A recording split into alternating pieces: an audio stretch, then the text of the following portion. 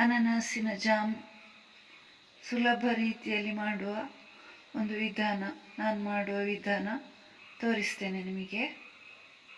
ಇದರ ದಂಡು, ಇದನ್ನು ಕೂಡ ಹಾಕ್ಲಿಕ್ಕಾಗ್ತದೆ. ಇದೊಂದು ಪುಟ್ಟ ಚಾಪರ್. ಈ ಚಾಪರ್ನಲ್ಲಿ ಅನನಾಸಿನ ಹೋಳುಗಳನ್ನು ಹಾಕಿ ಚಾಪ್ ಮಾಡೋದು ನೋಡಿ. ಈ ಥರ ಮಾಡಿ ಚಾಪ್ ಮಾಡಬೇಕು.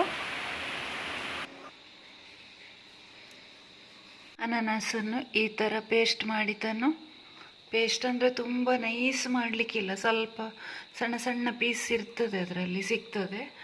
ಅದನ್ನು ಬೇಯಿಸೋದು, ಮೈಕ್ರೋನಲ್ಲಿ ಬೇಯಿಸಿ ಮತ್ತೆ ಅದಕ್ಕೆ ಸಕ್ಕರೆ ಸೇರಿಸಿಕೊಳ್ಬೇಕು. ಸುಮಾರು 2 ಗ್ಲಾಸಿನಷ್ಟು ಅನನಾಸಿನ ಪಾಕ ಇದೆ. ಅದಕ್ಕೆ ಅದರಷ್ಟು ಅರ್ಧದಷ್ಟು ಸಕ್ಕರೆ ಹಾಕ್ತೇನೆ. ಅದು ಸಾಕಾಗೋದಿಲ್ಲ, ಆದರೂ ತುಂಬ ಸ್ವೀಟ್ ಬೇಡ ಅಂತ ಅಷ್ಟೆ. 2 ಗ್ಲಾಸ್ ಸಕ್ಕರೆ ಹಾಕಿದ್ದೇನೆ. ಈಗ ಅದನ್ನು ಈ ಥರ ಮಿಕ್ಸ್ ಮಾಡಿ ವಾಪಸ್ ಬೇಯಿಸ್ಲಿಕ್ಕೆ ಇಡಲಿಕ್ಕೆ ಉಂಟು. ಹುಳಿಯಾಗಿ ಸ್ವೀಟಾಗಿದ್ದರೆ ಅದು ರುಚಿ.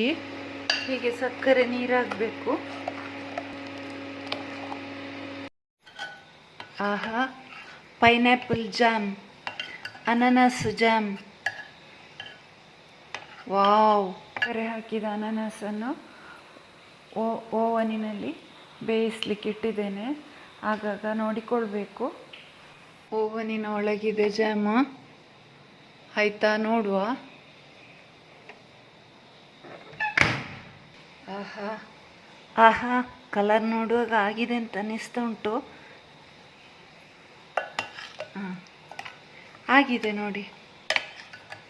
ದೋಸೆಗೆಲ್ಲ ಹಾಕಿ ತಿನ್ನಲಿಕ್ಕೆ ತುಂಬ ರುಚಿ ಆಗ್ತದೆ, ಬ್ರೆಡ್ಡಿಗೆ ಕೂಡ ತುಂಬ ರುಚಿ. ವಿಡಿಯೋ ಇಷ್ಟವಾದವರು ಲೈಕ್ ಮಾಡಿ, ಕಮೆಂಟ್ ಹಾಕಿ, ಶೇರ್ ಮಾಡಿ ಹಾಗೂ ಸಬ್ಸ್ಕ್ರೈಬ್ ಮಾಡಿ.